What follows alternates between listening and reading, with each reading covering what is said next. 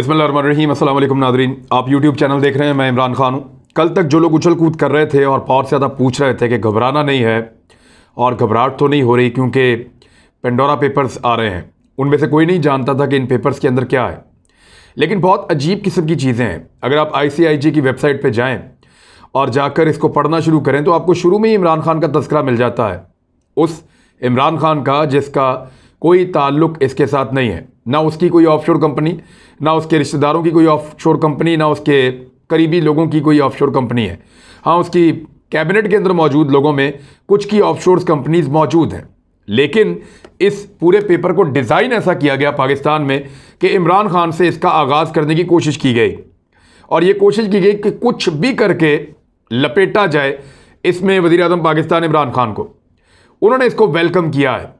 वो जो लोग कल तक बगलें बजा रहे थे और खुशियां बना रहे थे कि पता नहीं क्या उनको मिलने वाला है इस पेपर में से, तो उसमें से निकला कुछ नहीं, बल्कि जिसको कहते हैं खोदा पहाड़ और निकला चूहा, तो ये वाली मिसाल इस पर सादिक आ जाती है। अब इमरान खान ने क्या किया है, उन्होंने उल्टा काम कर दिया है कि ये सब लोग समझ रहे थे कि इसमें किसी तरह से पाकिस्तान तहरीक-ए-इंसाफ फंस जाएगी और कुछ लोगों के, कुछ मीडिया हाउसेस के, कुछ सियासतदानों के और कुछ साबिक जर्नैलों के नाम आने पे या उनके रिश्तेदारों के नाम आने पे हुकूमत डर जाएगी और कोई कार्रवाई नहीं करेगी, और कार्रवाई ना करने पे इनको रोज़ाना ताने दिए जाएंगे। लेकिन हुआ क्या, ये एक बड़ा अच्छा बॉल था मुखालिफिन का, लेकिन इमरान खान साहब ने इस पर शॉट मारा और बॉल बाउंड्री से बाहर। इतना लंबा चक्का लगा है कि अभी तक बॉल ज़मीन पे नहीं आ रहा। लेकिन मैं आपको बताता हूं कि इमरान खान साहब ने इस पे फैसला क्या किया है, माजी में क्या फैसले होते रहे और आज क्या फैसला हुआ है, ये सारी डिटेल मैं आपके सामने अभी रखता हूं। जब पाकिस्तान में पनामा पेपर्स आए थे तो उस वक्त मौलाना फजलुर रहमान ने पता क्या कहा था? मौलाना फजलुर रहमान ने कहा था कि वजीर आजम डट जाएं, पनामा की देख ठंडी होने जा रही है। कराची में जाके मौलाना फजलुर रहमान साहब ने यह स्टेटमेंट दिया था। उन्होंने कई दफ़ा उस वक्त के वजीर आजम मियाँ नवाज शरीफ साहब को कहा कि मियाँ साहब डट जाएं, कुछ नहीं होता, ये पनामा पेपर्स आते रहते हैं, आप इनको खातिर में ना लाएं और जवाब देने की भी ज़रूरत नहीं है। ख्वाजा आसिफ साहब जो वज़ीर ख़ारजा भी रहे और मुख्तलिफ अहम ओहदों पर रहे, वज़ीर पानी और बिजली भी थे, उन्होंने एक स्टेटमेंट दिया था। उन्होंने कहा चंद दिनों में पनामा पेपर्स किस्सा पारीना बन जाएगा। यानी उन्होंने ये मियाँ नवाज शरीफ साहब को मशवरा दिया कि मियाँ साहब ईजी हो जाएं, ये लोग भूल जाएंगे, चंद दिनों में ये किस्सा पारीना बन जाएगा। ख्वाजा आसिफ साहब का स्टेटमेंट था। ख्वाजा साद रफीक साहब ने गुस्से में इसी ड्यूरेशन में खुद को और अपनी पार्टी को लोहे का चना कहा। उन्होंने कहा कि हम लोहे के चने हैं, जो चबाने की कोशिश करेगा उसके दांत टूट जाएंगे। बहुत सारे लोगों ने पनामा लीक्स को आलमी ताकतों की नवाज शरीफ के खिलाफ साजिश करार दिया था। कुछ हमारे मीडिया के सीनियर लोग थे, वो भी उस दौर में यही कह रहे थे। कैप्टन सफदर ने कहा था कि पनामा पेपर्स नजरिया पाकिस्तान के खिलाफ एक साजिश है। यह था पनामा पेपर्स के ऊपर PMLN का रद्द अमल, जिनके दौर में पनामा पेपर्स आए थे। अब ये पनामा पेपर्स इमरान खान साहब के दौर में आए हैं, वो अब वज़ीर आज़म पाकिस्तान है। तो उन्होंने इसके ऊपर जो सबसे पहले स्टेटमेंट दिया वो उनके 3 ट्वीट्स आए लगातार। उन्होंने कहा कि हम पेंडोरा पेपर्स को खुशामदीद कहते हैं, जो शराफिया की नाजायज़ दौलत को बेनकाब करते हैं। टैक्स चोरी होती है, बदनुमानी होती है, पैसा जमा होता है, बाहर मुल्क में जाके छुपा देते हैं। और अक़वाम मुत्तहिदा पहले निशानदेही कर चुकी है कि $60 ट्रिलियन का तखमीना है जो गरीब मुल्कों से चोरी करके अमीर मुल्कों में चला जाता है। मेरी हुकूमत पेंडोरा पेपर्स में मज़कूर हमारे तमाम शहरियों की तहकीकात करेगी और कोई गलती साबित हुई तो हम मुनासिब कानूनी कार्रवाई करेंगे। मैं आलमी बरादरी से मुतालबा करता हूँ कि वो इस संगीन नाइंसाफ़ी को ऐसे ही लें जैसे वो लेते हैं क्लाइमेट चेंज के मसले को। और अगर हमने इसको चेक किए बगैर छोड़ दिया या इसको ऐसे ही जाने दिया पेंडोरा पेपर्स को, तो फिर अमीर और गरीब रियासतों के बीच में जो मसावात हैं वो ख़त्म हो जाएंगी और गरीब मुल्कों की गुर्बत में मज़ीद इजाफा होगा। तो ये इमरान खान साहब का मौक़िफ़ आया। अब उन्होंने किया क्या है वो डिटेल में आपके सामने रखने जा रहा हूँ। इमरान खान साहब ने सबसे पहले तो अपने करीबी लोगों को कहा कि तैयारी करो, हम इसके ऊपर आप एक इजलास बुलाएंगे 24 घंटे गुजरने से पहले। रात 9:30 बजे ये आया और उन्होंने कहा कि फौरी तौर पर इसके ऊपर एक इजलास बुलाया जाए।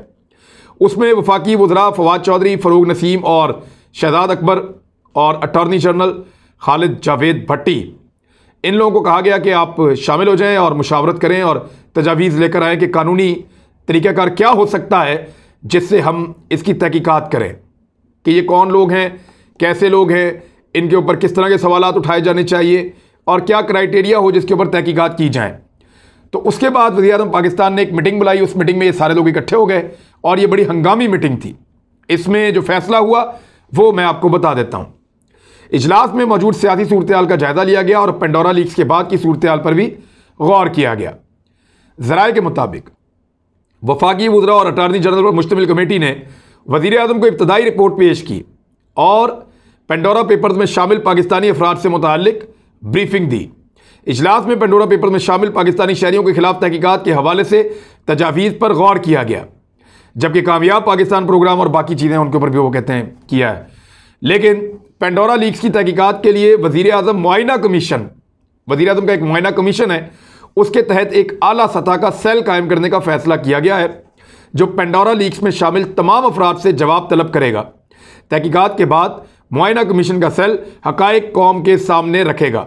वज़ीर-ए-आज़म ने हदायत की है कि पेंडोरा पेपर्स में सामने आने वाले पाकिस्तानियों से मुकम्मल तहकीकात की जाएँ। कौमी दौलत मुल्क से बाहर ले जाने वाले किसी रियायत के मुस्तहिक नहीं। तहरीक इंसाफ की हुकूमत बिला इम्तियाज़ एहतसाब पर यकीन रखती है।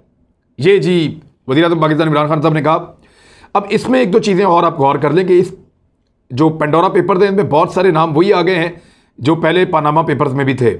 मिसाल के तौर पे वो अलीम खान ने एक ट्वीट किया। उन्होंने कहा कि मेरा जो भी कोई नया पेपर आता है पाकिस्तान में या दुनिया में या कोई भी ऐसी लीक्स आती हैं तो हर दफ़ा मेरी ऑफशोर कंपनी एक ही है, वो उठा के उसमें डाल देते हैं। हालांकि मैंने अपनी ऑफशोर कंपनी डिक्लेयर की हुई है, बताया हुआ है कि फ़लाँ मुल्क में फ़लाँ वक्त में मैंने एक ऑफशोर कंपनी बनाई थी और उसके अंदर मैंने ये एसेट थे और इसलिए मैंने बनाई थी और इसलिए मैंने रखी थी, तो मेरा डिक्लेयर्ड है। देखिए ऑफशोर कंपनी अगर आप पाकिस्तान में डिक्लेयर कर देते हैं, मियां नवाज शरीफ साहब के लिए मसला क्या था?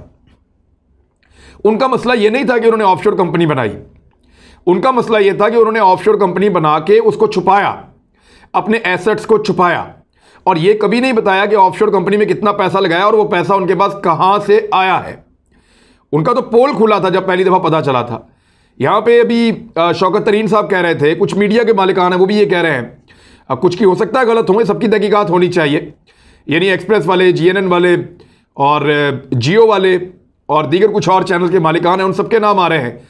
लेकिन जिनसे मेरी बात हुई है वो ये कह रहे हैं कि हमारी कंपनीज पाकिस्तान के अंदर रजिस्टर्ड हैं और कुछ ये कह रहे हैं कि हमने कंपनीज के अंदर कोई काम किया ही नहीं हुआ, यानी हमने एक कंपनी बनाई थी कहीं बिजनेस करने के लिए बाहर, जैसा कि वो शौकत तरीन साहब कह रहे हैं कि स्टेट बैंक ऑफ पाकिस्तान की इजाज़त लेकर एक ऑफशोर कंपनी हमने बनाई थी और जो ऑफशोर कंपनी हमने बनाई थी वो हम बाहर कारोबार करना चाहते थे दूसरी कंपनी के साथ मिलकर, वो कारोबार नहीं हुआ तो कोई ट्रांजैक्शन भी नहीं हुई, तो इसमें कोई इलीगल नहीं है।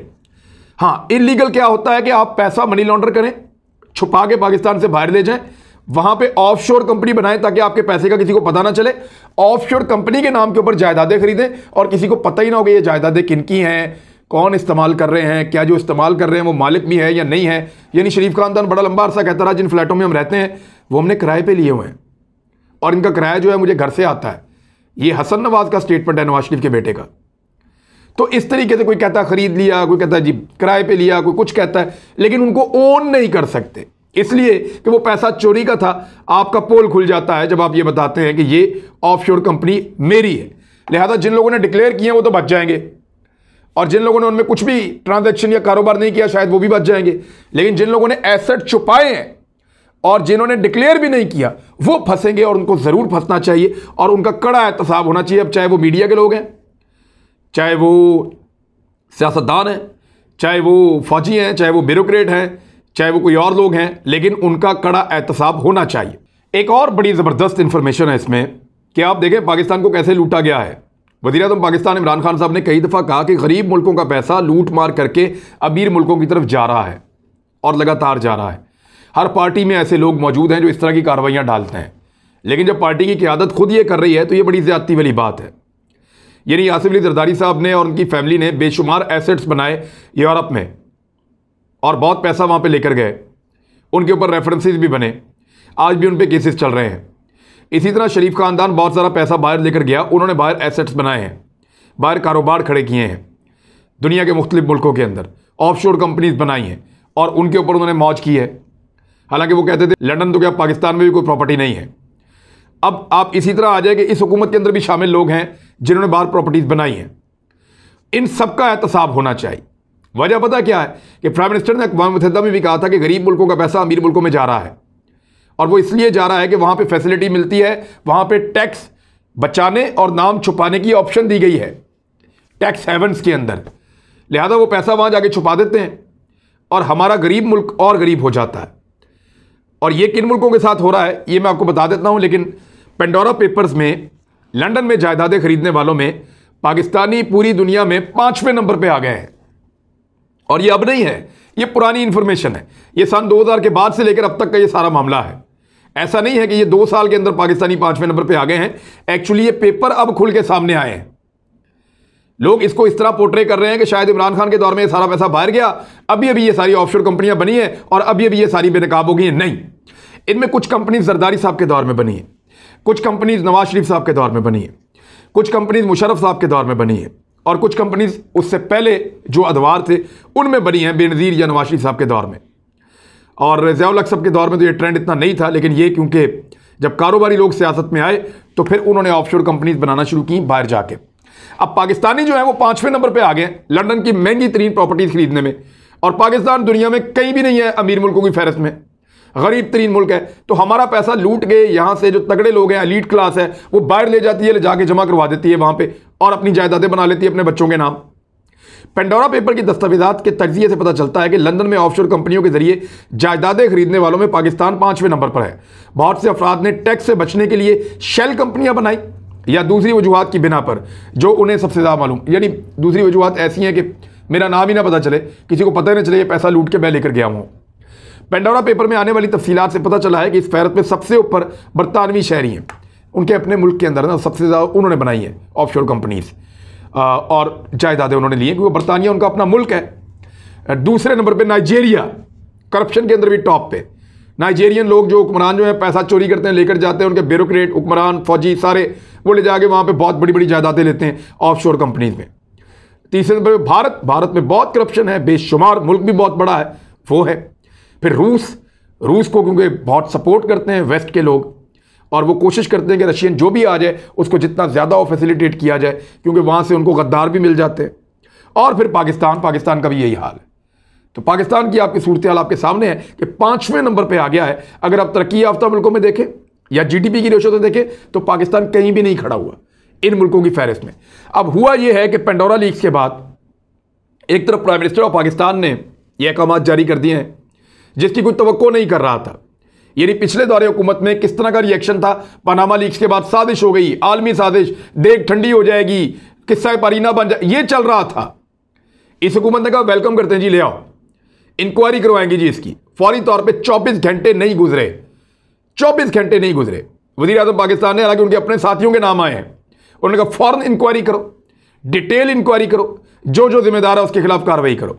पेंडोरा लीक्स के हवाले से DGFIA ने साइबर क्राइम विंग को फौरी तौर पर मुतहर्रिक कर दिया है।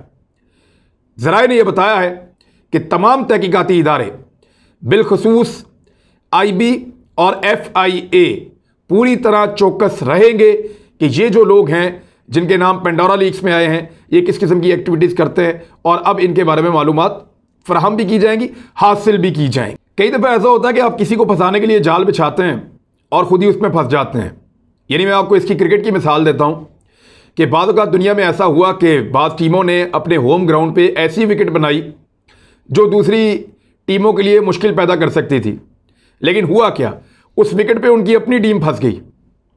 टॉस हार के या जीत के या कुछ भी करके दूसरी टीम ने उस विकेट पे ज़्यादा अच्छा परफॉर्म किया और वो पूरी सीरीज़ भी जीत के चले गए। तो इमरान खान के लिए इन्होंने एक विकेट ऐसा बनाया था जिसपे वो नहीं खेल सकता था और उसके लिए मुश्किल पैदा की थी। अगर आप इस पेपर को शुरू से पढ़ें तो ऐसा लगता है कि इस सारे को डिज़ाइन ही इसलिए किया गया है और इस पर इन्वेस्टमेंट ही इस तरीके से की गई है और इसकी प्रोजेक्शन इस तरीके से की गई है कि कुछ ना कुछ करके इमरान खान साहब को और पाकिस्तान के इदारों को, रियासत को दबाया जाए और डायरेक्शन जो है वो तब्दील करने की कोशिश की जाए, यानी एक डाइवर्जन लगाया जाए, लोगों की तवज्जो हटाई जाए। बहुत सारे इश्यूज ऐसे हैं जिन पे तवज्जो जा रही थी, लेकिन उल्टा हुआ ये कि जो महंगाई का इशू था वो थोड़ा सा पीछे चला गया, हुआ ये कि जो अफगानिस्तान का इशू था वो थोड़ा सा पीछे चला गया, हुआ यह कि वो चीज़ें जो इस हुकूमत को हॉन्ट कर रही थी वो पीछे चली गई और इमरान खान साहब ने इस विकेट के ऊपर भी अच्छा परफॉर्म करके छक्का मारा बॉल स्टेडियम से बाहर कि मैं करवाऊंगा इंक्वायरी, जिसने जो करना है कर लो और अब मैं इसमें किसी को नहीं छोड़ूंगा। और इसके ऊपर उन्होंने बाकायदा एक सेल बनाने का भी ऐलान कर दिया है। ऐसा पहले नहीं हुआ। अब तक के लिए इतनी, अपना ख्याल रखिएगा, अपने इस चैनल का भी। अल्लाह हाफिज़।